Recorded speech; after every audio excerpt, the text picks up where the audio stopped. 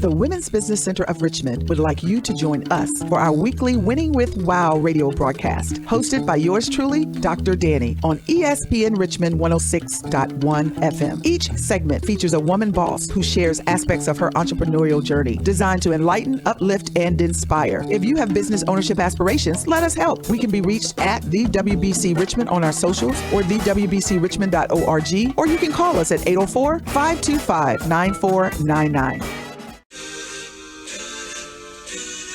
Welcome to the Ask Dr. Danni segment, featured in the WOW radio broadcast of the Women's Business Center of Richmond. Good morning, and thank you for joining the Women's Business Center of Richmond's WOW radio broadcast with ESPN Richmond's 106.1.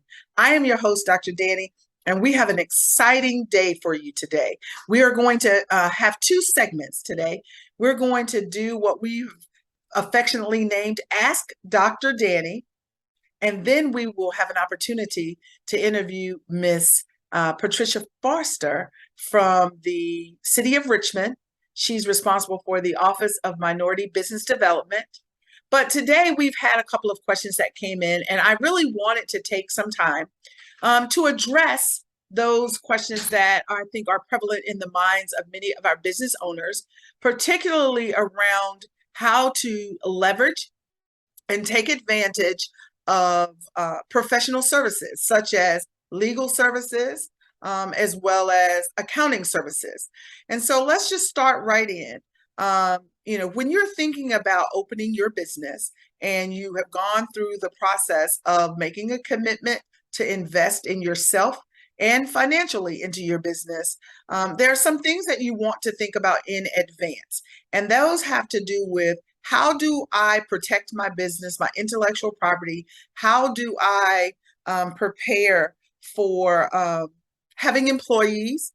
And there's a cadre of services that are out there: human resource, information technology, like I said before, legal, accounting, that involves going outside of the area of expertise, oftentimes, of the business owner. And, the biggest question is, what's the timing and what's the right price?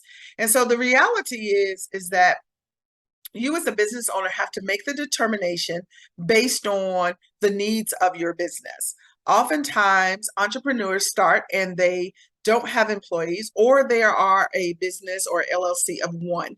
And provided that you are engaged in a payment system where you are paying yourself or you have employees, there's a need to have in place a couple of things like your employee resource guide, your standard operating procedures, but also any legal protections that you think you need to have, making sure that you're taking out the appropriate taxes for remittance from the state and the federal level. And all of those things can feel sometimes overwhelming. There's some great software solutions that are out there that are designed to help you do just that. And there are also some companies that provide full services like ADP, like Payroll Vault.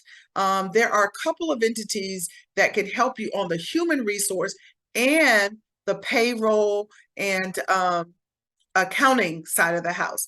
But, that can be a bit much when you are an owner operator and you are depending on yourself for being timely, for being appropriate, having the right documentation and things of that nature.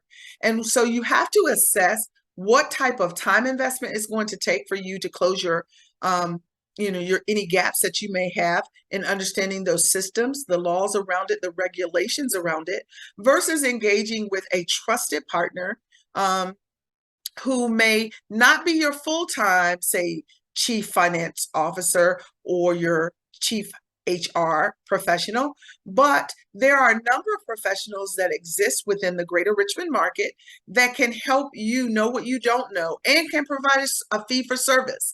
And so oftentimes we think things are going to be more costly than they aren't.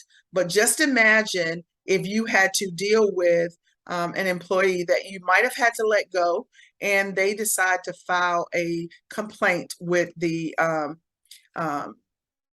I think the Office of Employment Commission or something like that.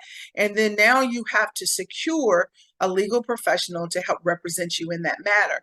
When if you had conversations, even if it's just a consultation that you pay for, or even if it's a service that you reach out and you acquire, having those conversations can bring to you a great deal more benefit in the event that an issue arises. And that also affects us when we think about business insurance. Oftentimes, we don't think about business insurance until it's a little bit late.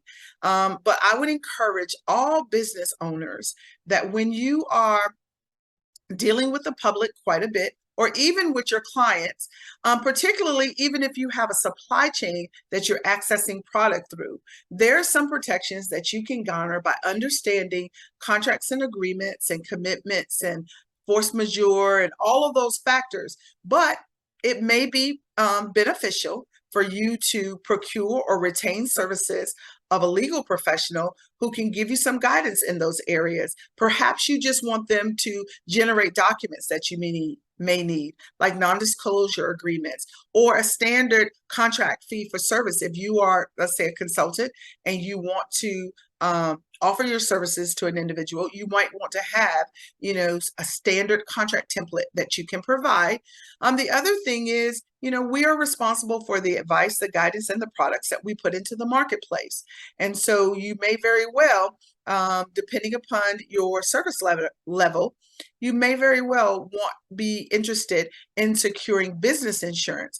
This insurance can cover your business from any kind of legal ramifications that you get into, but it also can be comprehensive, that it covers you if you're driving a rental car, so you can avoid getting charged, having to procure automobile insurance from rental services. Let's say you're in a delivery business, or you're doing something in medical transportation. All of those things you want to, someone's getting in your van and you need protection in case they fall out of your van. Again, not wanting to put any bad karma out there, but the truth of the matter is that accidents do happen, and it's better to be proactive, have the conversations, weigh in the additional costs that it would run your business. Whether or not you need to hire a professional or not within your business is you probably don't, but you do need to have a network of those types of resources. Again, the key ones for you to pay attention to are, IT. If you're in a business that is heavily involved with internet access and you need to make sure you have encryption, perhaps you're doing e-commerce, all of those things, it may be outside of your wheelhouse and area of expertise to actually do your own information technology system deployment and things of that nature. Your customer management system. A lot of those things are really important for you to think about as you grow your business, as you sustain your business or expand. So we're talking about IT, we're talking about human resources. We talked a little bit about that. We talked about legal services, which is always important to have your handle around those things because oftentimes they go hand in hand. And then we talked about having business insurance. So this is just your moment today where Dr. Danni, Ask Dr. Danni, was responding to some questions about when is the appropriate time for you to engage, service providers, technical professionals in the areas of professional services. I hope that this has been helpful, and we look forward to the interview to come. Mike Kingbiz here with On the Mic with Mike, the best business radio program around. I'm here with my good friend Dr. Danni of the world famous Women's Business Resource Center. We hear you guys have something exciting coming up. The Women's Business Center Richmond is preparing for our annual Women on Wealth Summit, taking place November 4th on the historic campus of Virginia Union University. You will not want to miss this event. Women on Wealth. That's womanliness, entrepreneurship, affiliations, leadership, tenacity, and health. For more information, check us out on our social. Good morning, and thank you for joining the Women's Business Center of Richmond's radio broadcast on ESPN Richmond's 106.1. I am your host, Dr. Danny, and I am giddy this morning because we have the pleasure of being here with Ms. Patricia Foster from the Office of Minority Business Development. I keep saying economic development all the time because at the end of the day, it's about economic asset attainment. But, we know that our businesses need developing, and we have a phenomenal resource in the person of Ms. Foster as well as her entire team. So good morning. Good morning, Dr. Danny. How are you? I am doing well. I'm a little bit intimidated this morning because I just look at you and I see so much wisdom, so much impact that you've had over the years. Before we get into talking about you and your role, I guess I would like you to introduce the Office of Minority Business Development to our listeners and our viewers. Sure, I'd love to. And I am glad that you align us with economic development because that's what we're all about as well. So we're happy to be in that position. Now, my office is the Office of Minority Business Development. And what we do, and people always ask, what is your mission? What do you do? And my common answer would be, we help businesses make more money. And the fancy way of saying that is that we help build their capacity. But the bottom line is they build capacity so that they can make more money. And the bottom line to that is we can create generational wealth. All right. Well, I hear in that legacy, promoting founders, but more importantly, promoting stability and growth. Because at the end of the day, increased revenue for businesses in the city of Richmond increases the tax revenue as well, so that the city itself becomes even healthier and more fluid. Yes, and we often have people mention, well, you're paying more taxes and this, that, and the other. But the reason we do that is because, reason we develop businesses because we want to make the city the best city there is. When those tax dollars are used to have better roads, we have better schools, we have libraries, we have parks and recs. And so there's no shame in us charging for taxes so that we can make it a better place to live, work, and play. Yeah, I think you tapped on some things there. I remember when I was, coming up in corporate America, I had a very, very good friend, and he would always tell me, don't ever be upset about paying taxes, because if you pay taxes, that means you made money. So that's awesome. Where is the Office of Minority Business Development located? We were in City Hall, but we moved to Main Street Station at 1700 East Main Street. We're in the train station upstairs on the 5th floor. Okay. So, how long have you been engaged in the role you're on today, or just city government in general? Well, I've been in city government probably about 11 years. I've been in my particular role as director for about 8 of those years. I was deputy director before then. But I love this position because it's a continuation of what I did. I was a small business owner as well. So I know, and I have the passion and can relate to what business owners are going through. It takes a very courageous person to be a business owner. And I just love being able to help them develop that and work through them and have a place where they can call to get the assistance they need. Oh, okay. We like that. Do you, in terms of capacity, maybe you can talk a little bit, what is your team structure and dynamics in terms of what your office has available to help the business owners? Okay, and one thing I said is that part of our job is to build the capacity of businesses. And we do that with 2 ways.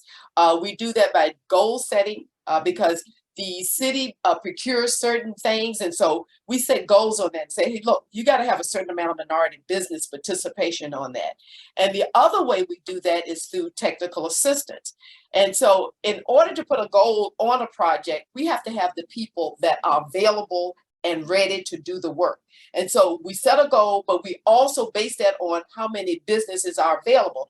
So the technical assistance part of it, we do workshops, we do coaching, we do anything that we need to help that business grow in a capacity. And so those are the 2 ways, either by putting goals on there and then building their capacity so that they can compete and also get money from the jobs that they're getting with the city.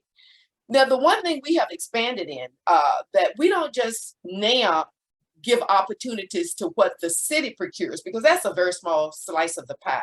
We're also reaching out to our anchor institutions to see how we can help minority business play a role and get a piece of that as well. Well, I am excited because we are located here on the historic campus of Virginia Union University, very near and dear to our hearts.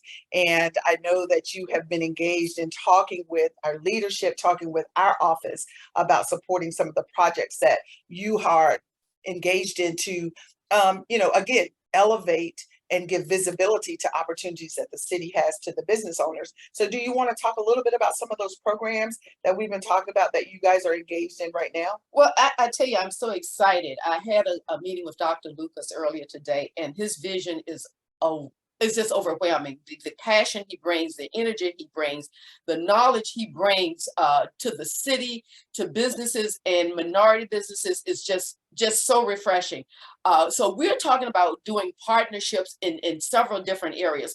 But the area that I'm in, as far as minority businesses, we want to work together and see how we can build that capacity, see how we can get businesses more involved. And just sitting with Dr. Danny today, we're talking about some programs we can do as far as financing, giving capital for businesses. And we all know that capital is a main ingredient for growth. We need that capital because we have so many talented minority businesses.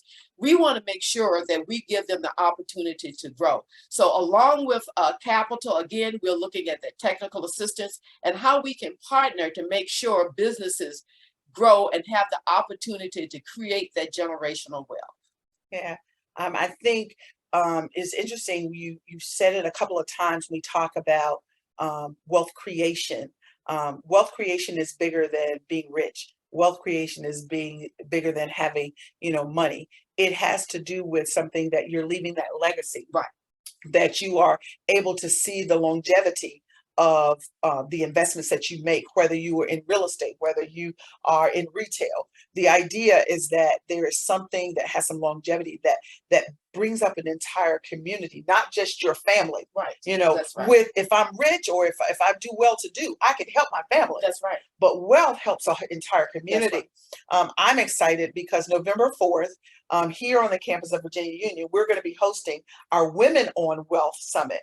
And we define wealth holistically. That is in terms of womanliness, entrepreneurship, affiliation, leadership, tenacity, and health. And so the whole goal is to say that wealth is bigger than just money in the bank. And I like that. I think that their legacy piece that speaks in there, where there's a lot of businesses that have been very, very successful in Richmond for decades, but they haven't grown as much. And God forbid you run into children who don't want to take the business on. Right. I am a childhood friend of the family that owns Churchill Cleaners. So shout out to John and Terrence and their sisters and everything. But that family has lasted, and they have really created something in that community. I recently talked to a young lady who is, she has Charmaine's Colors. She started a convenience store in Churchill. So we want to see some of those businesses be successful and continue to have the longevity and the breadth that we've thought about. So how do businesses learn more or get more involved in taking advantage of some of these opportunities that are going on in the OMBD? Oh, I'm so glad you asked that. Because one thing that you need to do is be connected. And the one way you can get connected is to register with our office. Make sure that we know how to get in touch with you, know where you are. And so we have a registration process. And so you can call my number, 804-646-7966.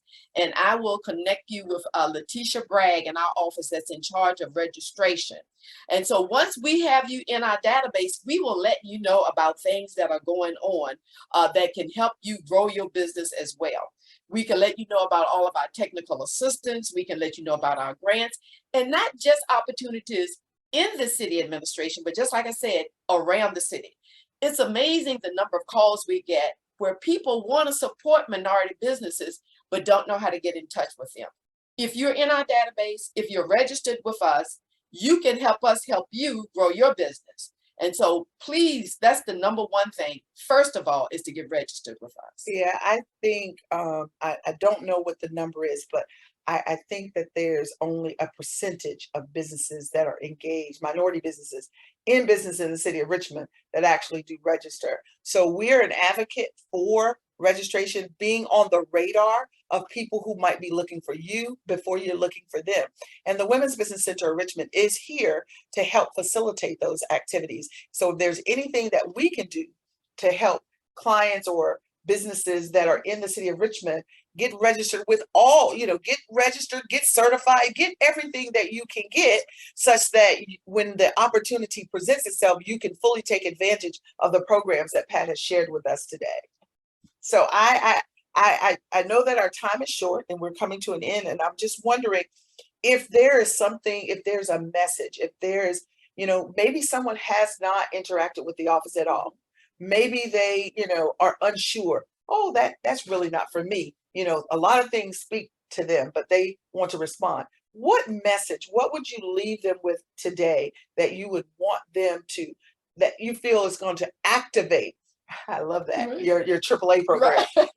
Assess, address, and activate. Right. What do you think would activate them to just go ahead and register, take that leap of faith? What would you say to them? First of all, the one thing that I am proud of my staff about is the passion. We will work with you because we like working with you. We like to see the growth. And we will work with you even if you just have an idea about what you want to do. It doesn't have to be a successful business. If you're that successful, you probably don't need us as much anyway. So even if you have an idea, if you're struggling, and guess what? We've seen it all. So there are really not a lot of surprises. Don't be embarrassed. Don't be afraid. Come to us because we want to help you. We've, just like I said, we've seen most problems before, and we find a way to make things happen. We do not have a magic wand to make sure all your problems go away, but you would have a partner and somebody you can turn to help you through your journey. And I am so thankful to be a partner with the city of Richmond in your office. I'm thankful to be a colleague with you, Ms. Pat Foster. We are here as a resource trying to strengthen the ecosystem for minority and underserved businesses. That is at the core of what brings us together. We want to make sure that we can begin to smooth out rough places and make the playing field a little more equal. Right. There's a lot of growth happening in the city of Richmond. You don't want to be left out. If you want to be connected, reach out to Pat Foster and her team at the City of Richmond's Minority Business Development. Her telephone number is 804-646-7966. And that is the first step in getting connected. That means to get registered. We are the Women's Business Center of Richmond. This has been a Winning with WOW segment of our radio broadcast on ESPN Richmond 106.1. I am your host, Dr. Danny. Please look us up. Check us out on all of our socials at the WBCRichmond.org. Thanks and have a great day.